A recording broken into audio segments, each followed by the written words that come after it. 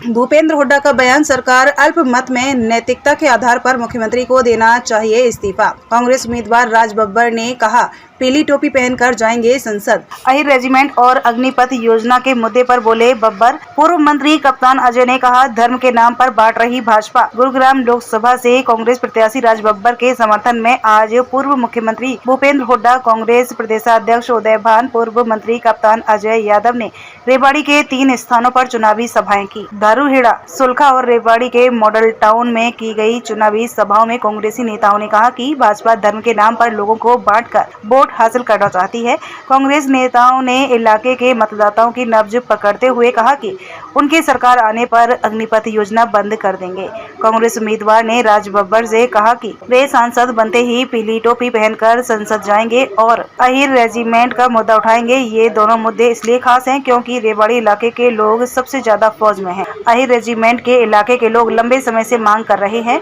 पूर्व मुख्यमंत्री भूपेंद्र हुड्डा ने हरियाणा में चल रही राजनीतिक हलचल पर कहा कि सरकार अल्पमत में आ चुकी है, इसलिए मुख्यमंत्री को नैतिकता के आधार पर इस्तीफा देना चाहिए। वे जल्द राज्यपाल से मिलेंगे। कांग्रेस उम्मीदवार राज बब्बर ने कहा कि उन्हें बाहरी बताया जा रहा है, लेकिन वे वायदा करते हैं कि इसी इलाके में रहेंगे और इलाके के विकास के लिए काम करेंगे। उन्होंने कहा कि सांसद बनने के बाद वे पीली टोपी पहनकर संसद जाएंगे। वहीं कांग्रेस ओबीसी सेल के चेयरमैन और पूर्व मंत्री कप्तान अजय सिंह यादव भाजपा पर निशाना साधते हुए कहा कि भाजपा धार्मिक आधार पर लोगों को बांटकर वोट हासिल करना चाहती है। गवर्नर के पेश कर दो, गवर्नर क्यों प्रेरित कराते हो? मैं कह रहा हूँ ये आज की सरकार अल्पमत में है, नैतिकता के आधार पर इसको कोई सरकार में रहने का अधिकार नहीं है, तो इस्तीफा दे देना चाहिए, असेंबली डिसॉल्व करके चुनाव कराना चाहिए। हमने गवर्नर साहब से मांग करी। 400 पहले भी इस बात को कह चुका हूँ, यहाँ आया था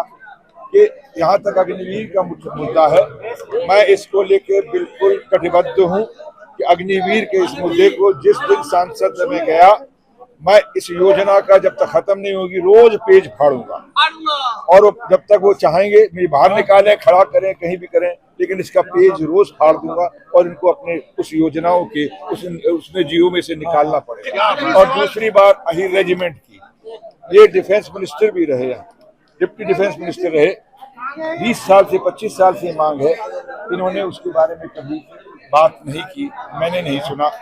लेकिन राज बब्बर पहले दिन सांसद जब बनने जाएगा, सांसद को दस्तखत करेगा तो पीली टोपी पहन के करेगा और इस मुद्दे को दुनिया में जाएगा।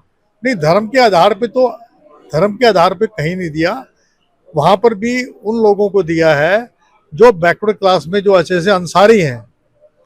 आपके बहुत सारे जो मुस्लिम्स हैं, हर प्रदेश में जहां पर इनकी सरकार है वहां भी जो पिछड़ा वर्ग के मुस्लिम है उनको आरक्षण मिल रहा है। ये केवल जो है, ये कहते हैं भगवान राम को हम लेके आए। क्या कोई भगवान राम को ला सकता है जो कण कण में बसता है?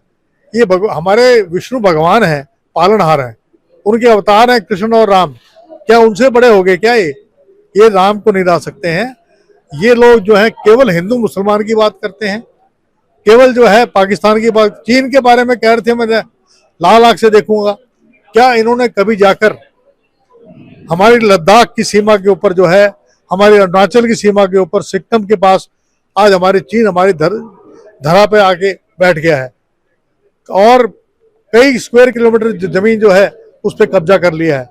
उसके खिलाफ नहीं बोलते हैं, केवल जो है धर्म और जाति के नाम से, हिंदू मुसलमान के नाम लोगों को बांटने की बात कर रहे हैं। उससे कुछ होने वाला नहीं है। जनता जाग चुकी है। और आज जो आपने देखा, भले ही राज बब्बर जी बाहर से थे, उसके बावजूद भी आज हमारे आह्वान पे जो यहाँ पर लोग आए हैं, चाहे वो बावल में थे, चाहे वो धारोड़ा में थे, इनका मकसद केवल एक ही है कि हम ये चाहते हैं कि आने वाली सरकार कांग्रेस की बने। आपने देखा होगा इन्होंने एक भी काम को किया हो, एम्स का पत्थर रख दिया क्या? एम्स एक भी ईंट लगाई इन्होंने?